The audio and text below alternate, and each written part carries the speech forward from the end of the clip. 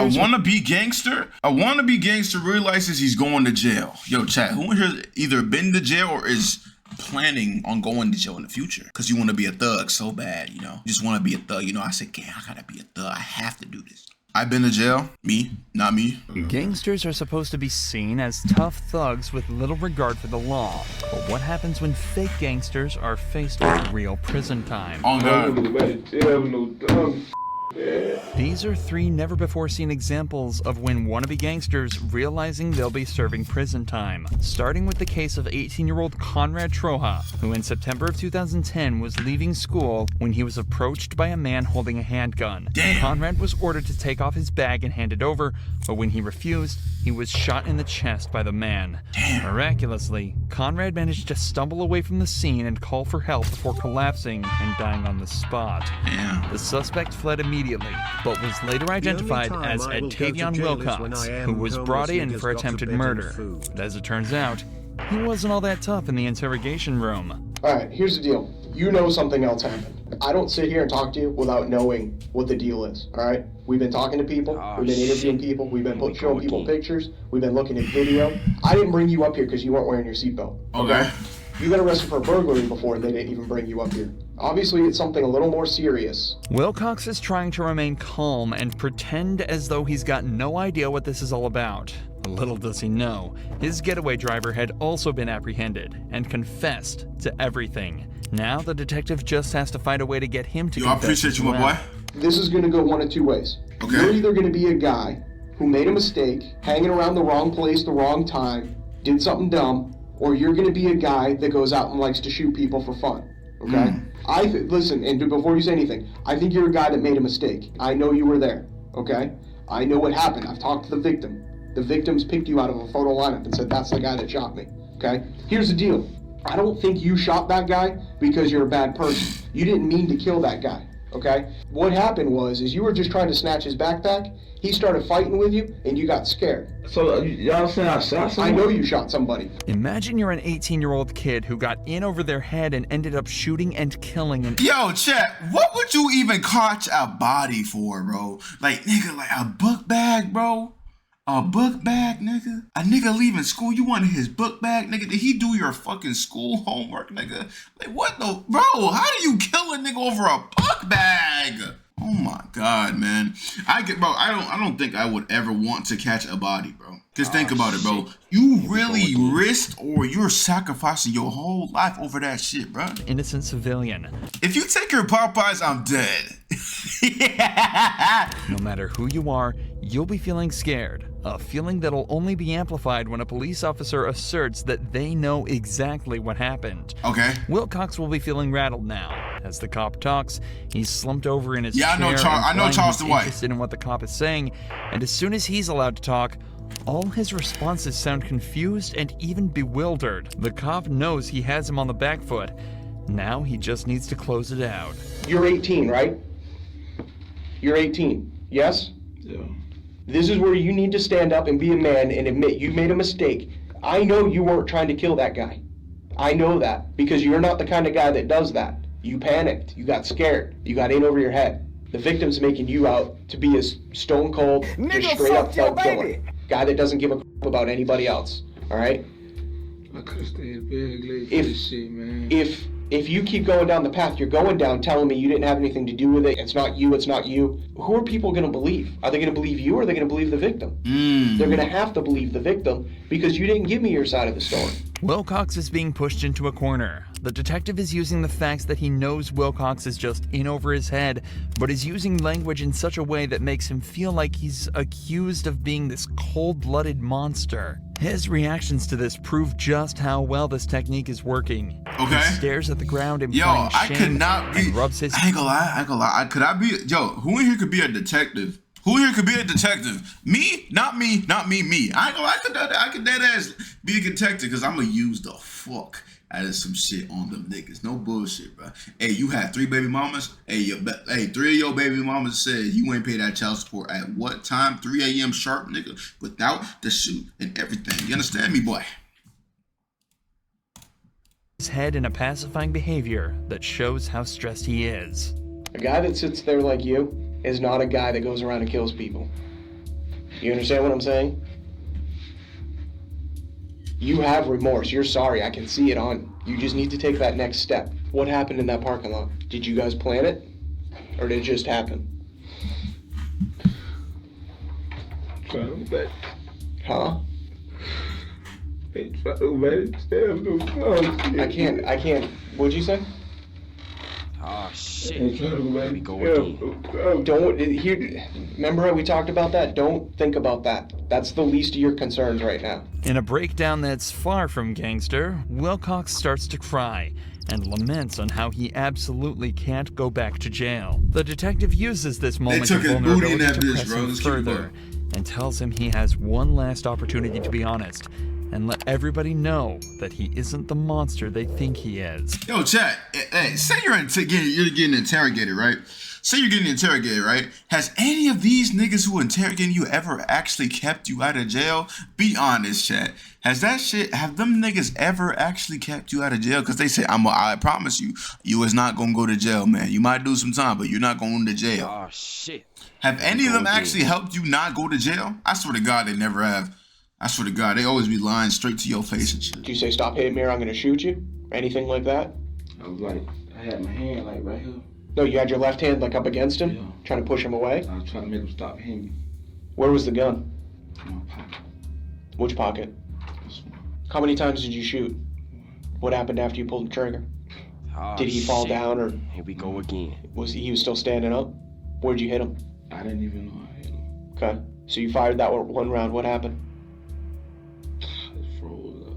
You just froze up? And just like that, Ed Tate and Will Cox confessed to Nigga just shooting snitched Conrad out of Trojas jail. and was sentenced to life in prison. Live?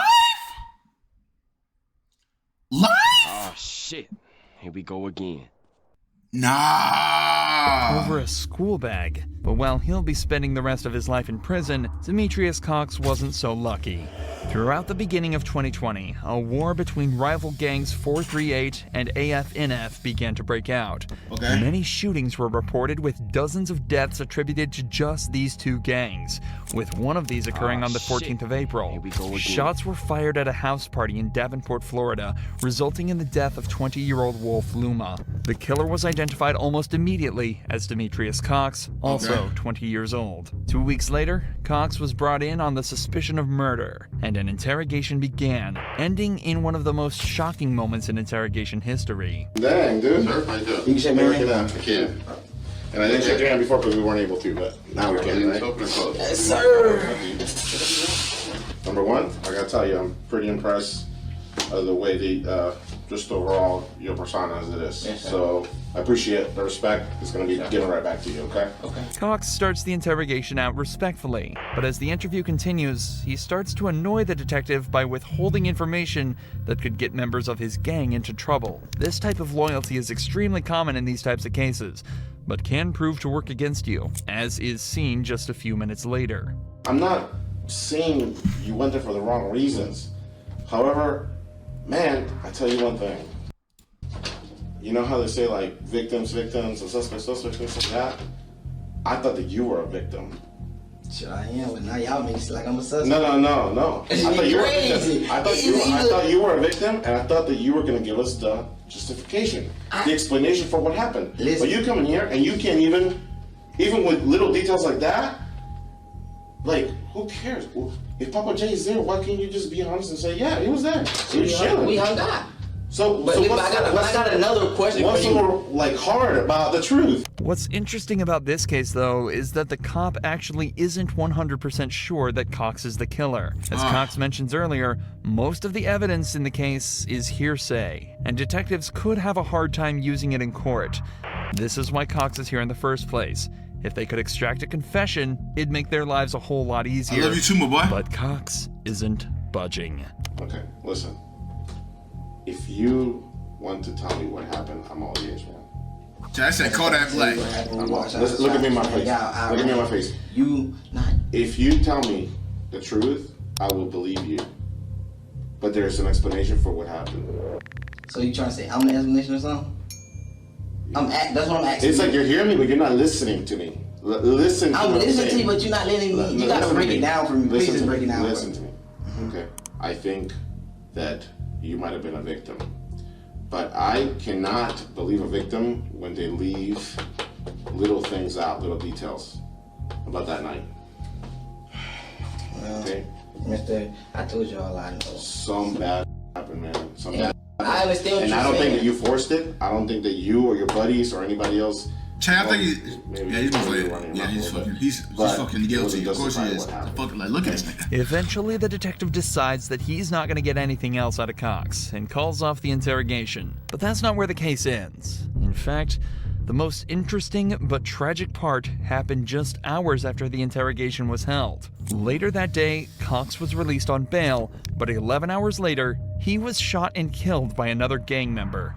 Meaning if he had actually confessed, he just might have spared his own life, even if it was spending that life in prison. But while Cox may have kept it together in his interrogation and preserved his gangster image, the same cannot be said for Cody Ford, a gangster whose crime was littered with errors and stupidity from the very start. After his phone was stolen at a convenience store, Cody went on a tyrannical rampage around his area looking for any signs of the stolen device.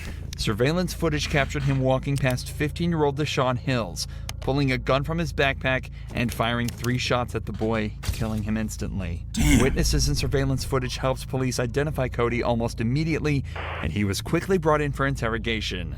Like I said, I ain't, what I just did was the people yesterday, these motherfuckers was able to do this to me. They was able to look at. Okay. I'll take a look at this in a second. I'm saying, look how they do me. Okay. Look how they do me. They just kicked my mom's door open, man. Well, they didn't kick your mom's door open. Yeah, they did, man. No. I was on the phone, man, with somebody while it happened, man. We were there. We were there at your mom. Come on, man. Like I said, man, I ain't about that. Okay, I don't gang bang. I don't do, you know what I mean? I ain't with the guns. Cody here is referring to a search warrant that was used by police to gain access to his mother's house and collect evidence. While his anger about this is likely from a place of truth, he's also using it as a way to try and argue his innocence. Okay. This is also backed up by the fact that he immediately tells the cop that he has nothing to do with gang activity or guns. But it won't take long for this facade to I'm doing good, fall my boy. apart. How you doing? We're here because you're involved with this murder. You've told people. That's why you're here. That's why you're not in Minneapolis. Okay? You said albino. We have talked to people, all right, Man, check it out. that have put you there at the scene. There's video of you at the scene. The whole time. Okay. Hey, my boy with Money Talks Rule. I appreciate you so much for the sub, man. Thank you so much, brother. W sub. We know why you're there. You're not buying it. I'm not here to lie to you, though. Why would I lie to you? I ain't buying. You're on video. Okay, people are talking to you. You're talking to them. Okay? You approach people and talk to them. On the evening of the murder, Cody had been walking around the area asking people if they saw the You're a person that 5 took month his sub. phone and aggressively shit, my boy. confronting people that he suspected. Appreciate you. He was also clearly seen on surveillance footage at multiple stores and businesses in the Minneapolis area, so any arguments he has here that he was elsewhere are completely invalid. Like I said, Cody. I ain't like I said. Cody, all we're trying to Y'all know it do. all. Here's the thing. Y'all know it all. Can I just say something? If I was sitting in your chair and I had. Dude, I got mercy, dude. Hold on a second. I got mercy, dude. Hold on. Look at this shit. Sit down. Look at this shit. Sit down. Look at this shit. Yep, sit down. It's crazy. So, hey, Just sit really, down for I one. don't even want, like, Here's I'm one so thing. fucking mad. One thing. Hold on. I'm so fucking mad right now. No, I was supposed to eat hard cheese. Did you ever have I'm talking about some goofy. Shell, did you ever have suicidal thoughts? No, I'm a very happy man. I enjoy my life. I enjoy everything I do in it. So, no, I never had suicidal thoughts. Goofy. It's a murder. Some goofy shit. It's a murder. Some goofy shit. Like I ain't never. Well, here's what I'm gonna say just before we go, okay? Was that if I was sitting in your chair and I had 2 people asking me where I was on a specific day, and they're saying that I did a murder. That's what Durfee did with me just yesterday. I'm not talking about Durfee. I'm saying if you ask me what I ate for dinner, I might not remember. Also take a look at Cody's language and demeanor in general. Right from the start, he's been defensive and attempting to combat every single thing the detectives have said to him. Instead of respectfully listening to their points and trying to give counters to the cops' evidence, he either talks stream, over bro. them I wish I or could just donate, says, but I'm broke. "I It's don't all good, believe you," man. and fails to give I any appreciate you evidence being in here. his That's all that defense. matters. If Cody was innocent, he'd likely be doing everything he can to stay on the cops' good side and help them out by providing evidence that would acquit him. And as it turns out, he was about to start providing evidence. Evidence that would send him shit. straight to Here we go jail. again. Oh, you was at Wally's and boom, boom, boom, boom, boom. You were by Wally's, I absolutely. was by Wally's. You were? But y'all don't know the story. Well, tell me. The motherfucker supposed to be in the motherfucking face, stole my phone, all that stupid shit. That don't mean I pulled the motherfucking trigger. Just because some people say some shit, that's what it is. Damn. That's what it is. So y'all gonna go with the you here anyway. I was over at the store, and I got fucking my. That's what that was. Who jumped you? I don't, like I said, I don't know. When- That don't make me no murder. When- I called my big cousin. My big cousin come get me. What it look like? I said, one was, I don't, nothing came of it. When you did- act like, can I pull the trigger on somebody? When did you get jumped, or when did you get your stuff ready? Cody, so somebody jumped you for your phone, right? Did they get anything else from you? Or did you have money? Did you have ID. Man, check it out. All you want.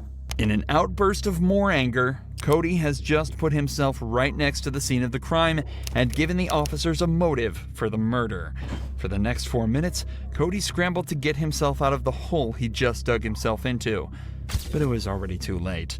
With the evidence they already had, plus what essentially amounted to a full confession, Cody was found guilty of murder and sentenced to 38 years behind bars. They not playing around with them sentences though.